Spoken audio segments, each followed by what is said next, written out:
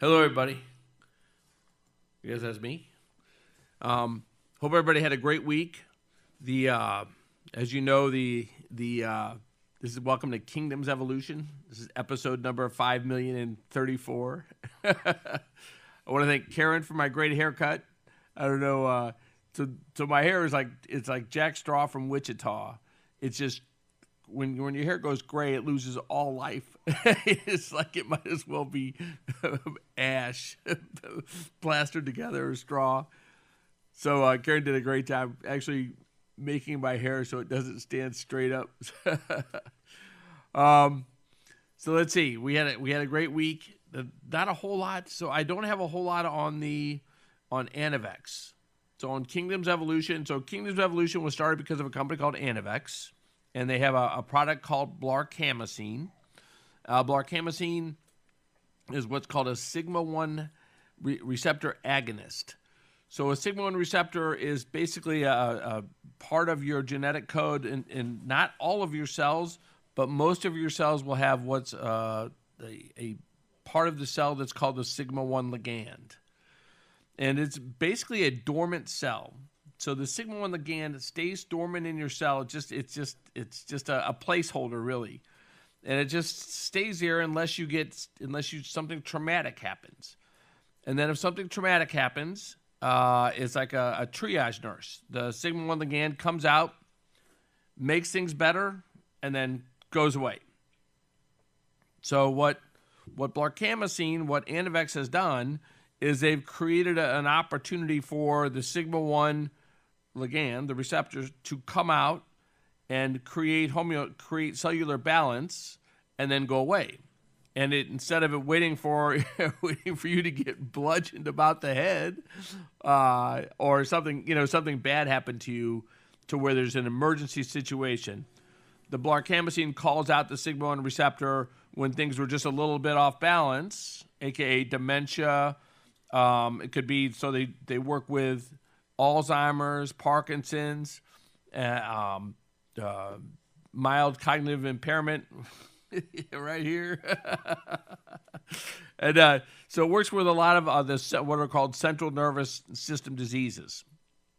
Very, very exciting. They continue to get patents. They have so Anavex, which created blarcamesine, which owns blarcamesine. They did make announcements about other patents for other drugs that they have, including cancer and all sorts of other pain relief, which is another one of their drugs that they're working on. Very exciting company, very exciting things happening. But along with the Anavex, the blarcamesine, we're waiting right now for they did a trial for Parkinson's dementia. And when they did the trial for Parkinson's dementia, it's already been completed. Michael J. Fox has already given him $1 million for their next Parkinson's trial. They have when we have a phone here that keeps going off, but I'm sure Justin will come out and take care of this phone so it doesn't bother me. Justin. So they've got others. So they've got let's see, the Parkinson's dementia. But when they did the Parkinson's dementia trial, they hooked everybody up to what's called an actigraph. So an actigraph was, from what I can figure, it was like a watch that could tell when you're sleeping properly, when you're hyperactivated, when different things were occurring. Then it was a 24/7 data list. So in all these patients that were taking the Parkinson's dementia trial, they have actigraph data. So how they were sleeping before, and they took this data 2 weeks before the trial, and then all during the trial. I think the trial was 14 weeks, something like that, and then they took this data all during the trial. So that data, although the top line results have been released for the Parkinson's dementia, the more voluminous actigraph data has not. So we're all kind of excited about seeing that data, because obviously if the other data was good enough to move the trial forward to a pivotal phase 3, then the actigraph data should confirm that. And we feel positive that it will, in a very, very positive way. So it's an exciting time to be an Anavex shareholder. The other company there's other companies. So here's the fun part. So we haven't had a dementia disease for 30, 40 years. And even when we had a dementia disease, it was really it really wasn't a very good one. It was called donezepam or Aricept. And really it just delayed the onset of dementia for a few years, for a couple years, maybe. And it was terrible to take. I mean, it is terrible to take. It gives you stomach. It's not a pleasant experience, right? So you're feeling sick, scared. All these things are going on, and here you're taking a drug that makes you physically ill.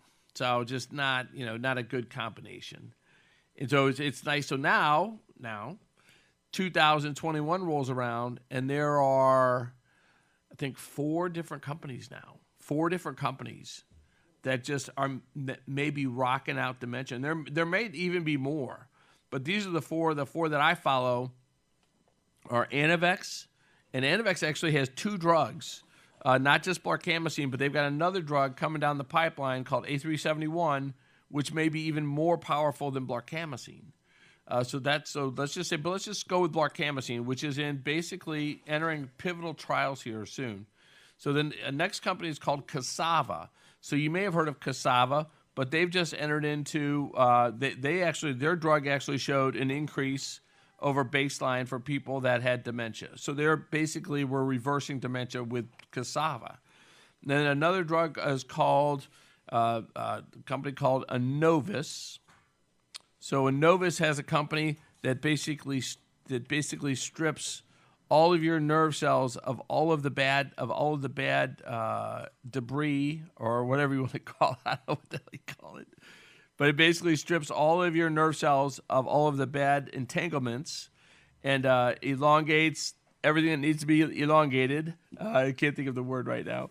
But Anovis has a tremendous drug that works on 4 different levels to help you deal with dementia. And then the last one is a company called Anovis. AC Immune. I already said Anovis. Is the last one called AC Immune.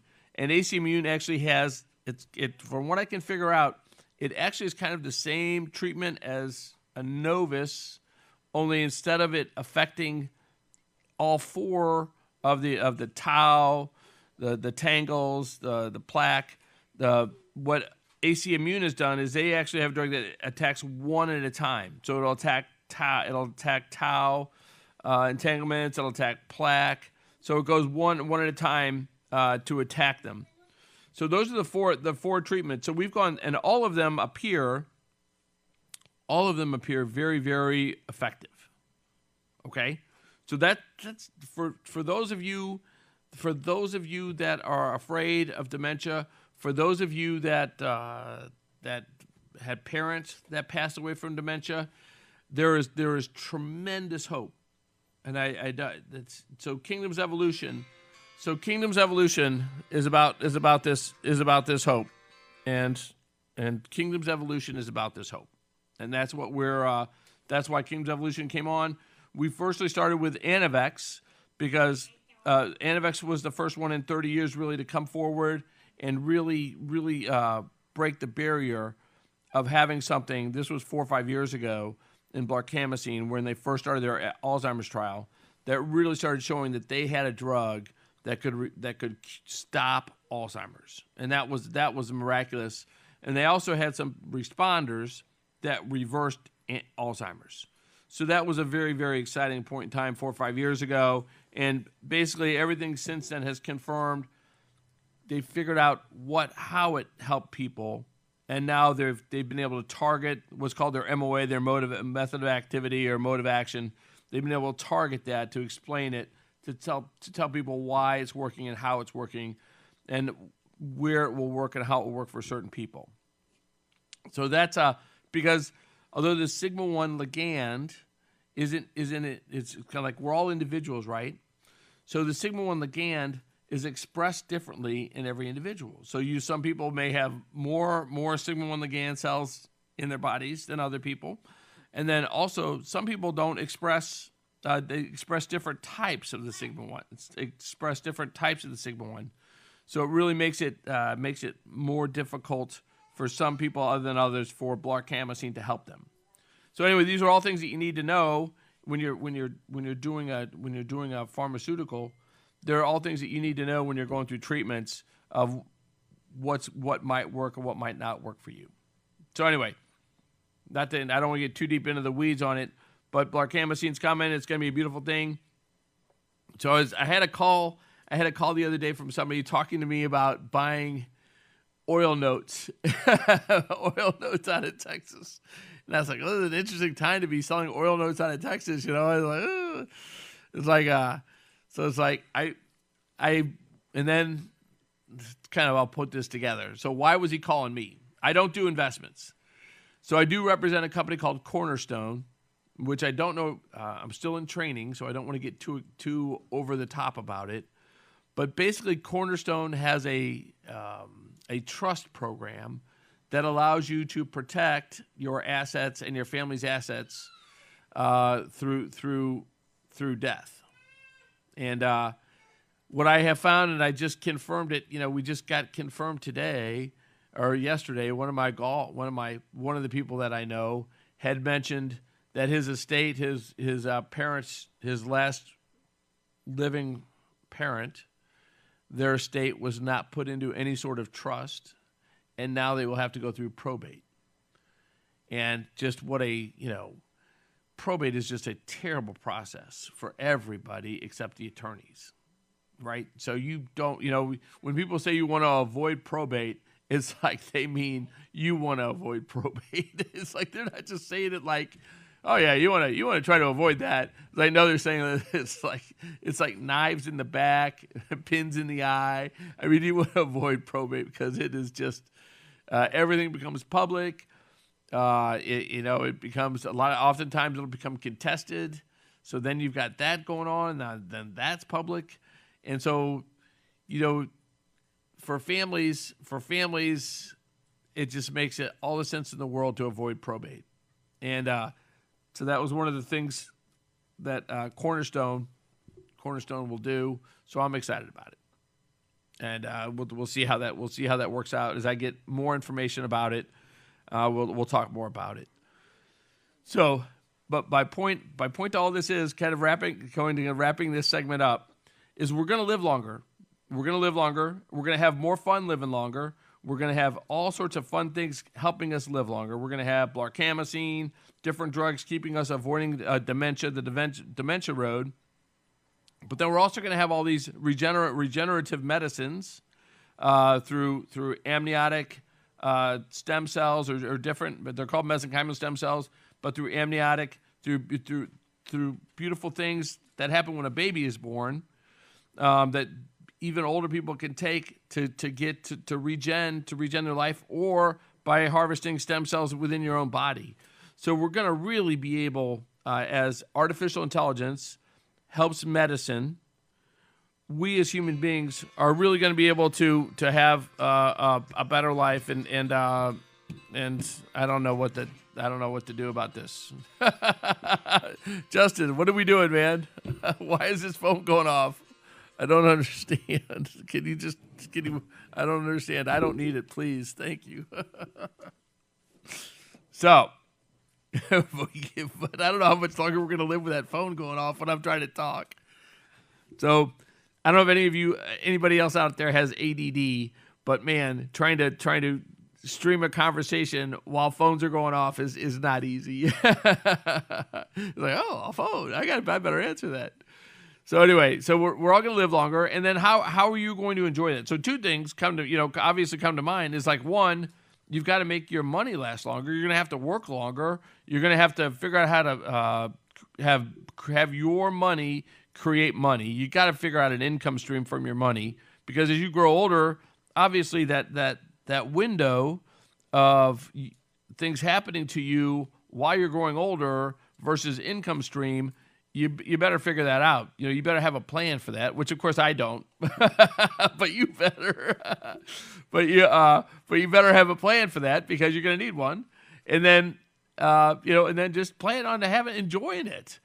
So don't figure out. So my dad lasted, I think, till around 70. Okay. He worked all his life, and he was always going to work. No matter how long my dad lived, he was always going to work, because that's what he lived to do. He loved being a doctor, and that's what he was going to do. No, if he lived to 80, he'd still be being a doctor. He'd be trying to play more tennis, but he would have kept being a doctor in some way, shape, or form. So I think most doctors are like that, because they love what they do. So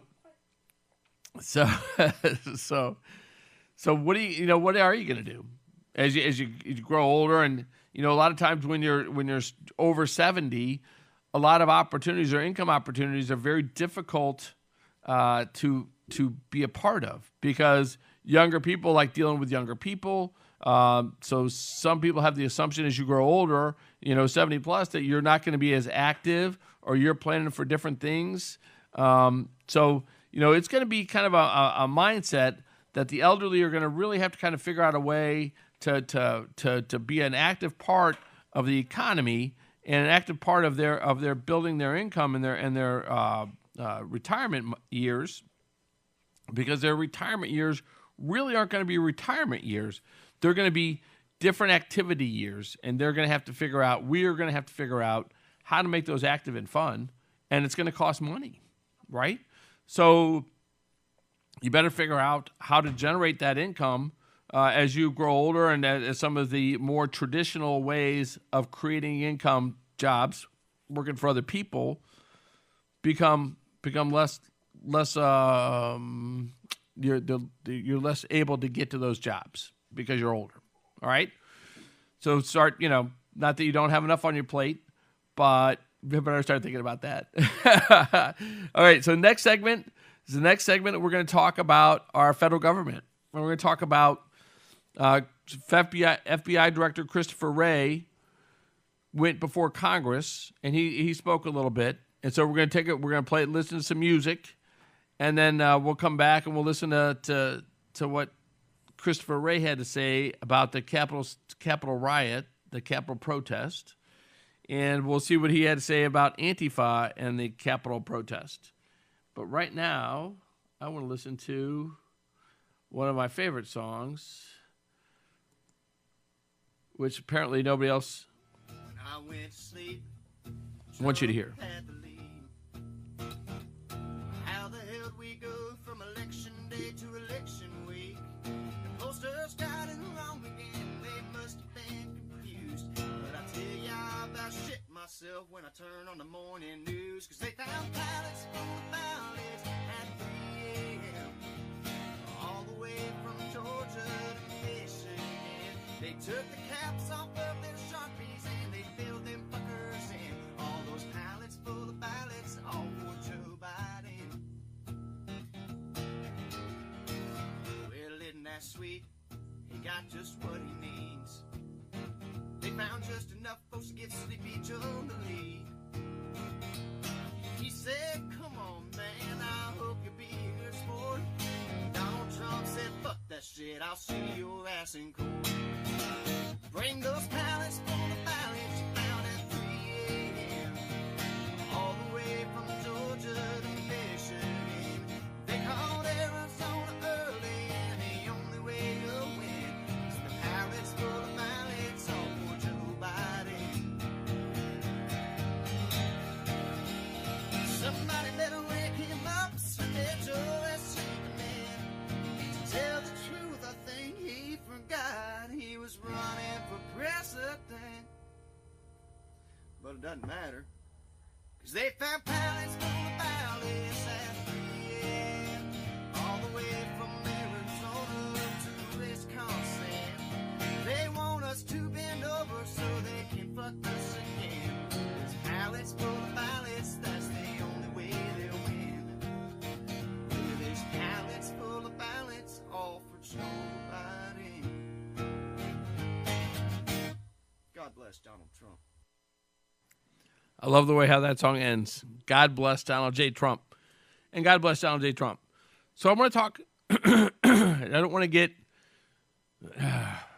So the FBI in my lifetime has just ever since Bill Clinton got into office, but more importantly, since Barack Obama took office, I feel as though the Department of Justice. And I feel like it really even happened. I'll tell you when I think it happened.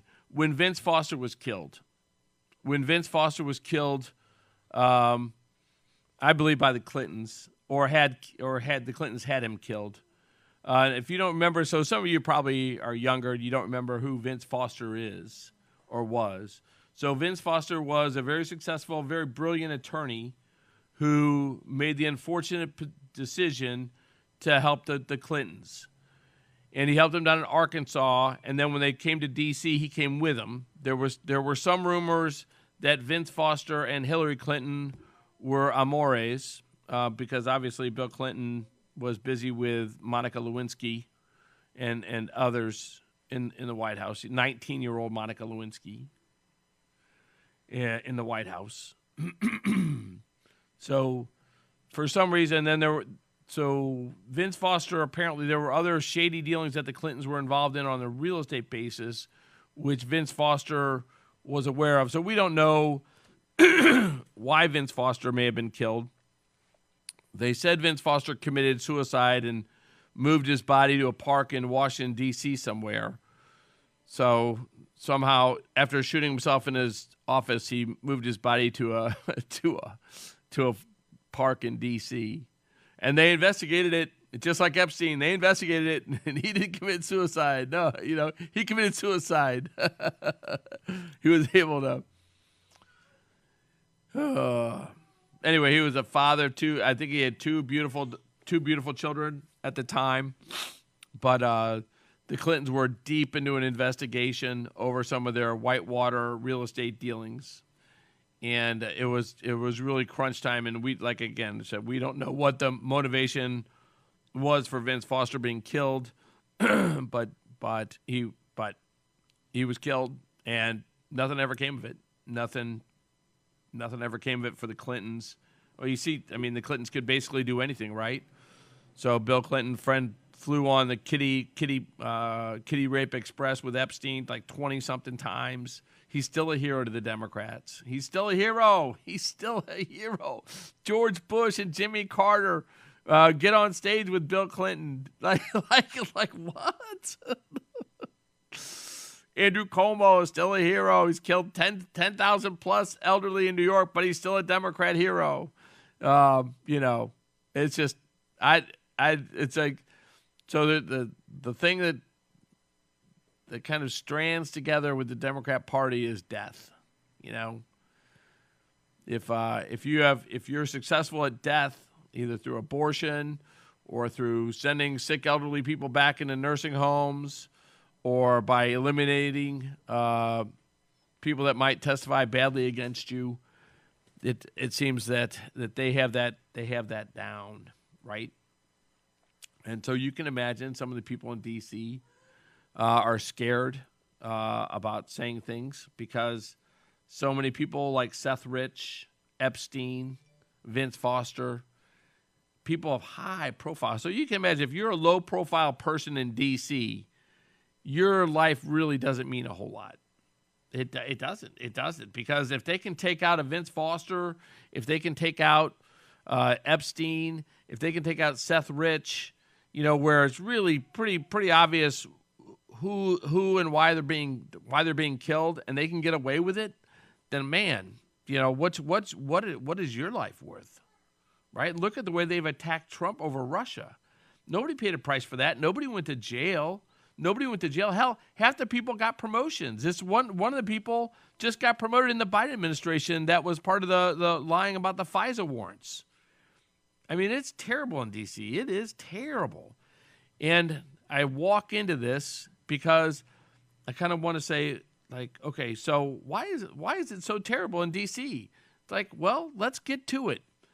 So Christopher Wray is the director of the FBI, or as I call them, the FBD, the Federal Bureau of Denial. So Christopher Wray testified before Congress. Now, when you're testifying before Congress, you're under oath. So that means like Roger Stone or, somebody else, figure out, any Republican that's testified before Congress that's been tried for perjury. If you say something that isn't true and you say it, you're basically committing perjury. And perjury is a terrible, like it used to be a terrible crime until Bill Clinton came along and redefined what is. It used to be a bad thing to commit perjury. And people, Republicans, conservatives still go to jail for a long time for committing perjury. But Democrats, not so much. So when you have two sets of justice, one for Democrats, one for Republicans, it's not called a justice system anymore. It's called a persecution system. And that's what the Soviet Union and China have, and that's what we have now. Honestly, so being on air, I know this probably won't help me in a court of law if the FBI comes after me for something. But you got to call a spade, right? So Christopher Wray, so Hillary Clinton, to go back, the 31,000 erased emails, destroyed emails that Hillary Clinton did. If anybody else would have destroyed one email, we would have gone to jail for 10 years. When you get subpoenaed to withhold, to save your documents, and you purposely destroy one of your documents that might be incriminating against you, and so that it can't be reviewed, it doesn't matter what document you destroyed. You destroyed a documentary that had been subpoenaed. Your ass is going to jail. Okay. 31,000 Hillary Clinton, nothing. So really, probably the destruction of our the weaponizing or the destruction of our Department of Justice, our State Department, our Division of Homeland Security, probably all began under the Clintons. When they got corrupted. But Comey was, where do you start? John Brennan, Comey, Valerie Jarrett. Oh my gosh, where do you start? Where do you stop? Where do you stop with it? I don't know where you stop. But where am I getting with this? So Christopher Wray, the director of the FBI, testified before Congress. So Christopher Wray said that he had no evidence that Antifa was involved with the Capitol 6 riots. And so that's a statement he made under oath. So it's incredulous, right? You hear all these Republican congressmen and Democrat congressmen, because Congress, honestly, even Democrats should care when someone is lying to them under oath in our house. Okay, so even Democrats should care about this, honestly. But Christopher Wray gets up there and says he has no evidence, has seen no evidence, has no evidence, sees no, hears no, speaks no evil about Antifa and the Capitol 6 riots. Well, the problem is the problem is that we've already seen through. So hopefully, many of you follow the Gateway Pundit, and so if you follow the Gateway Pundit, you know the Gateway Pundit has already documented Antifa's planning for the January 6th riots, the fact that they brought weapons to the January 6th riots, and then the post January 6th bragging of Antifa, and then documenting the Antifa people that were arrested, and then the Antifa people that weren't arrested for having a gun. So the Gateway Pundit and other sources have already documented that Antifa's involvement was from the beginning, was planned, was executed, and now the FBI director comes out. So this is a guy. So the FBI director, these are the people that were spying on Donald J. Trump. So these guys, you know they're embedded in Antifa. You know they're embedded in Black Lives Matter. It's their job to be embedded, right? I'm not complaining that they're embedded, but I'm saying that Antifa, the FBI, has people in Antifa. The FBI has people in Black Lives Matter, and the Gateway Pundit has documented their involvement, their planning, and their involvement in the January 6th Capitol protests and the attack on the Capitol building. So Christopher Wray, when he gets under oath and says he has no evidence or no knowledge or no anything about Antifa being a part of the Capitol 6 riots, there's only one thing that you can make a conclusion of, is that he's committing perjury. He's lying. He's not telling you the truth, and he's doing it under oath. So how is this possible? He is supposed to be the director of the Federal Bureau of Investigation, not the Federal Bureau of Denial. And so how does he get to perjure? How does he get to commit perjury to our Senate congressman without fear of penalty? And that's what he is. There's nothing is ever going to happen to Christopher Wray. Never, ever, nothing. And so that's where we are. We've got the leader of the FBI who commits perjury under oath. And it's not just perjury. So it's not just like, it's not like James Comey where he says, oh yeah, I leaked stuff, but that wasn't illegal because I'm the director of the FBI. It's like, what? It's like, wait a minute. You're the director. Like, it should be even more illegal for you to leak stuff. You're the director of the FBI. That's terrible. But Christopher Wray, he knows that these congressmen and senators and us, he knows that we know he's committing perjury. He knows it because it's on the Gateway Pundit. I mean, it's not like the FBI doesn't monitor the Gateway Pundit. Are you telling me the FBI knows less than the Gateway Pundit does after the Gateway Pundit publishes the stories? It's just not possible. So Christopher Wray committed perjury. Okay? He committed perjury that Antifa wasn't involved in the January 6th riots because we have all the evidence in the world that they were, and the FBI has that evidence as well. So everybody knows he's committing perjury, and yet he's committing perjury.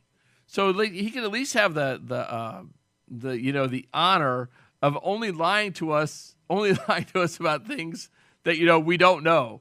So but when we know you're lying to us, it's just like a total slap in the face, right? It's like, I'm Christopher Wray. I'm the director of the government that no longer is accountable for any laws or rules or regulations or anything in this country because we are the KGB. We are the Stasi. We are the people that make the rules and persecute anybody that doesn't like it. And so screw you. I'm Christopher Wray. There's not a damn thing. I'm going to come before Congress. I'm going to perjure myself over to protect the Antifa. Protecting Antifa. So he's protecting Antifa with his perjury.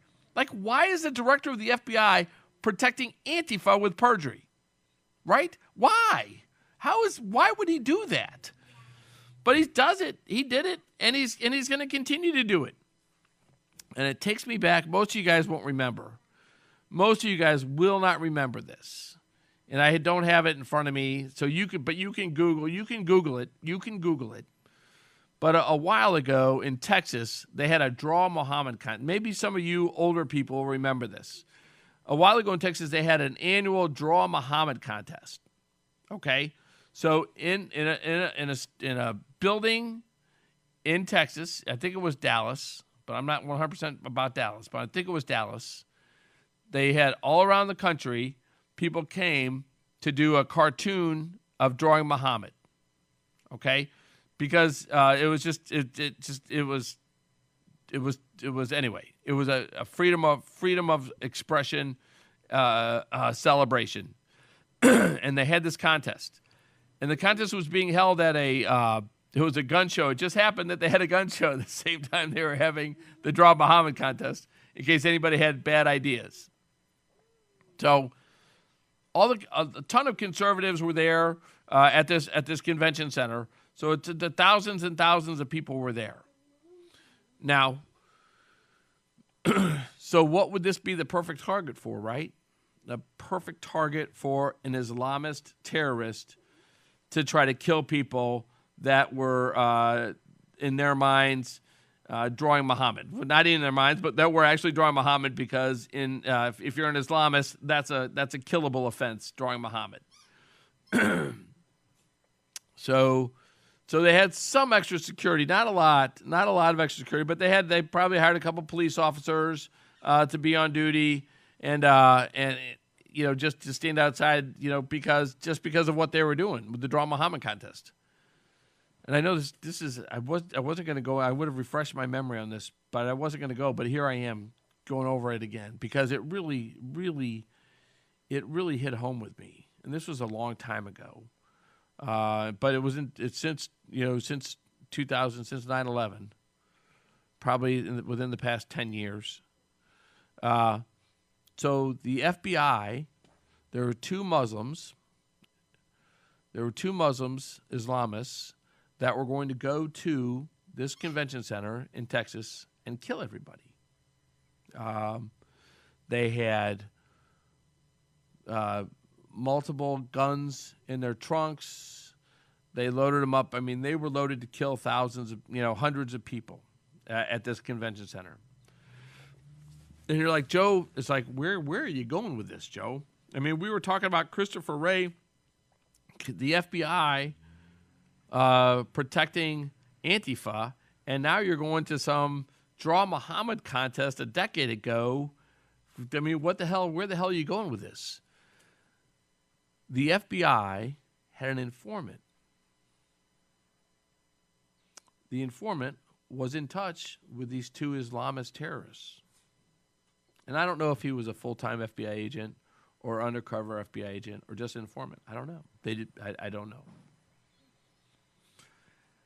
The FBI agent, employee, whatever you want to call it, the Islamist terrorist followed the FBI informant onto the parking lot. So the FBI informant directed him to the parking lot of where the slaughter was to occur, where these two Islamists were going to gun down all these conservatives. The FBI informant drove them to the parking lot and then left. It's all documented. I'm not a conspiracy. It's not a conspiracy theory.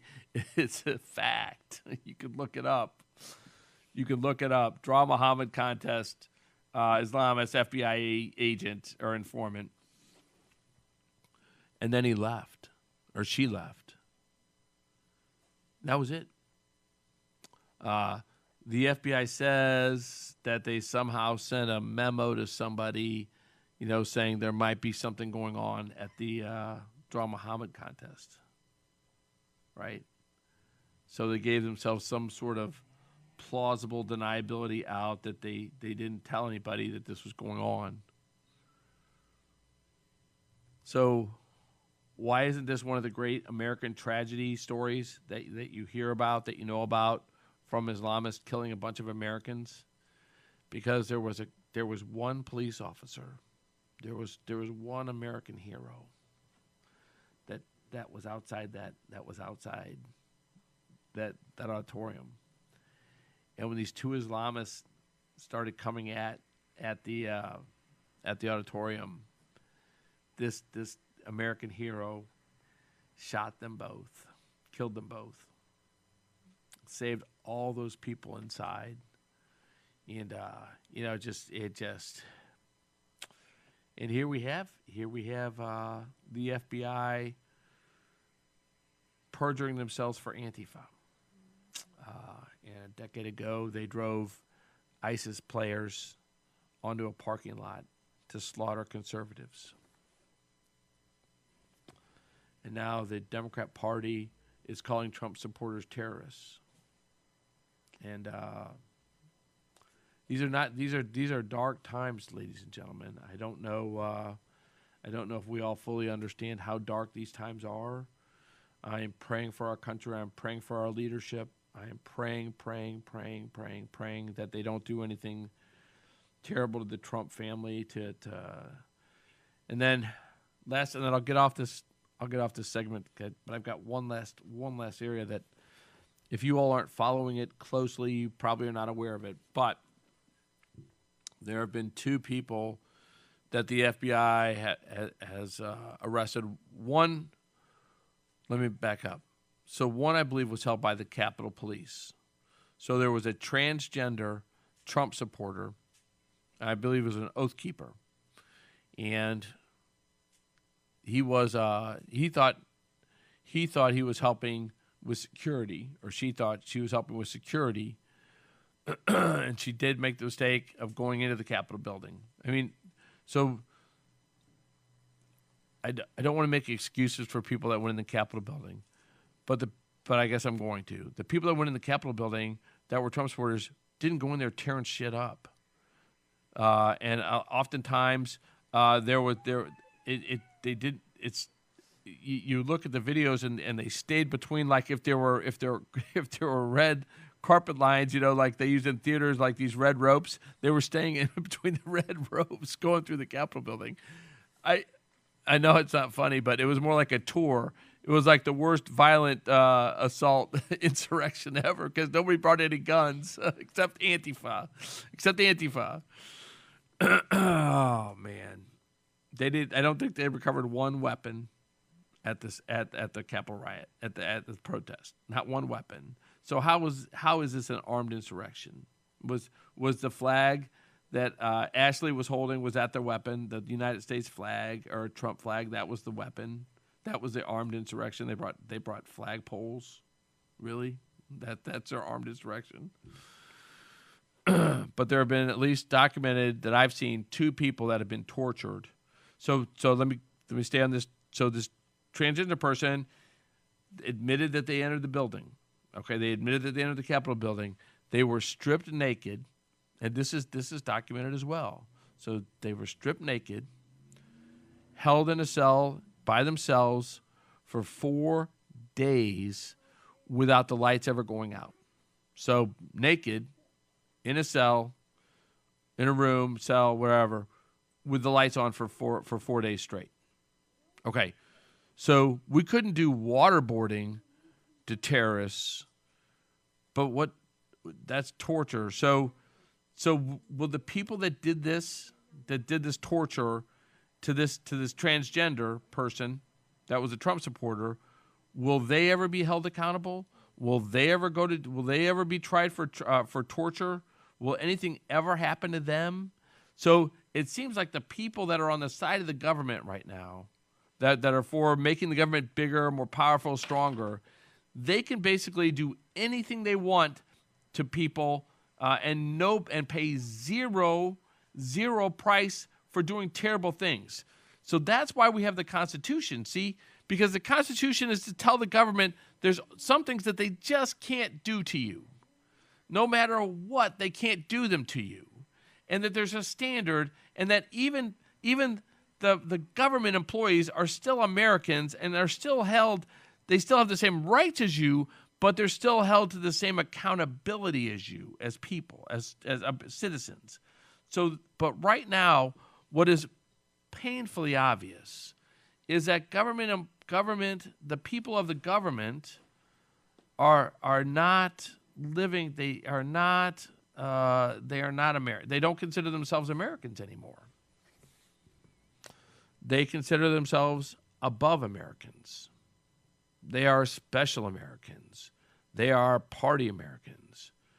They can go in front of Congress and perjure themselves. Blatantly perjure themselves, because that's what he did. That's what Christopher Wray did. He blatantly committed perjury to our congressmen and senators. He blatantly just lied to them, and everybody knew he was lying, including the congressmen and senators.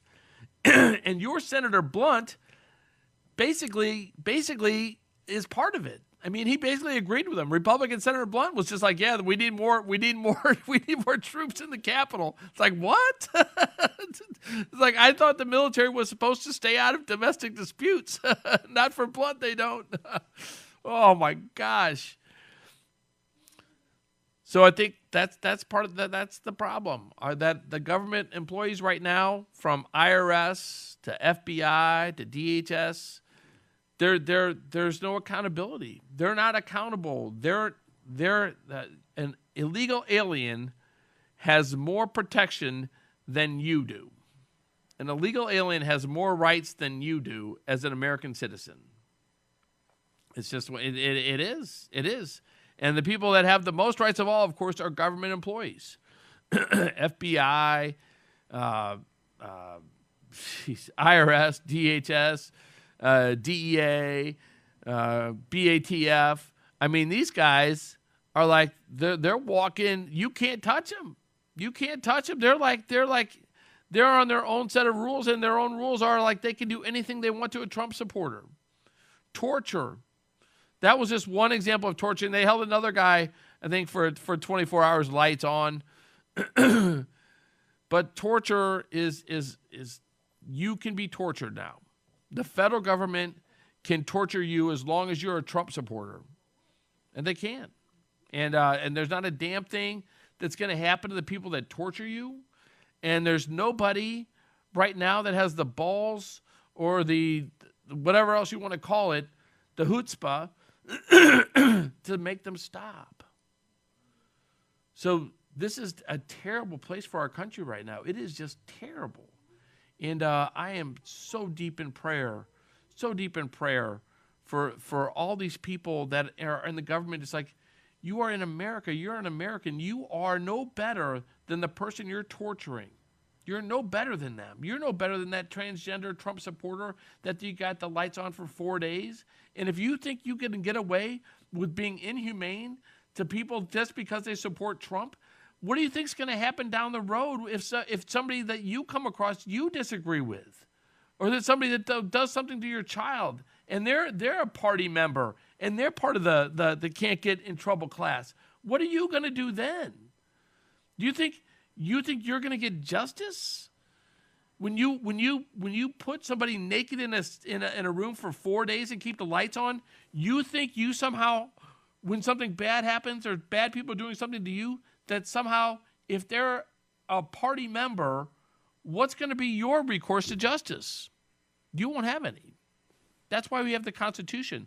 That's why even if you're a federal government employee of the FBI or the President of the United States or the leader of Congress, you're held to the same laws that we are. You don't get a separate set of laws because you're in the FBI or because you're in the Division of Homeland Security.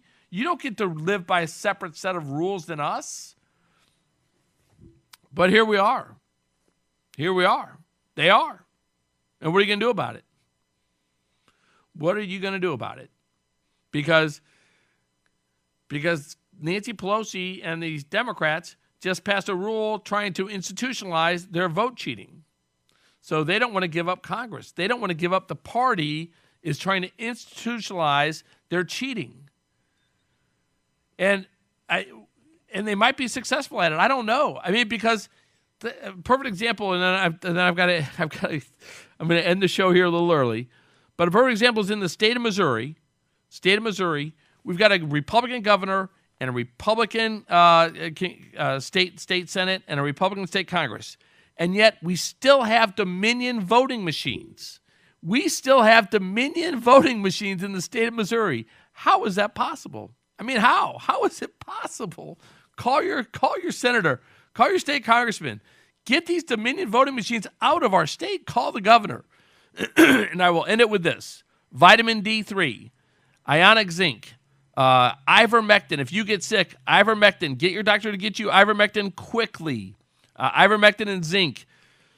Do not despair. Do not let this commie virus and women of childbearing years, I beg you, look long, look hard about taking any vaccine, about any drug that has been in a human being for over a year. They used to put drugs in women that just insanely deform their babies. And just these, don't take their word for it. Most people, COVID is not going to kill you. It is going to be a couple of days with really feeling really bad. Before, if you're a woman of childbearing years, please review the risks that you take when you take a vaccine. That's the end of Kingdom's Evolution. God bless you. Have a great weekend. And God willing, we'll see you next week.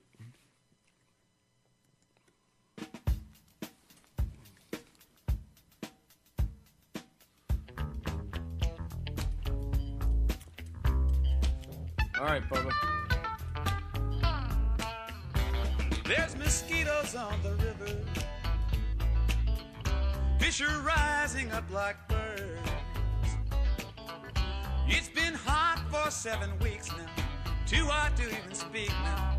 Did you hear what I just heard? Say it might have been a fiddle, or it could have been the wind, but there seems to be a beat now.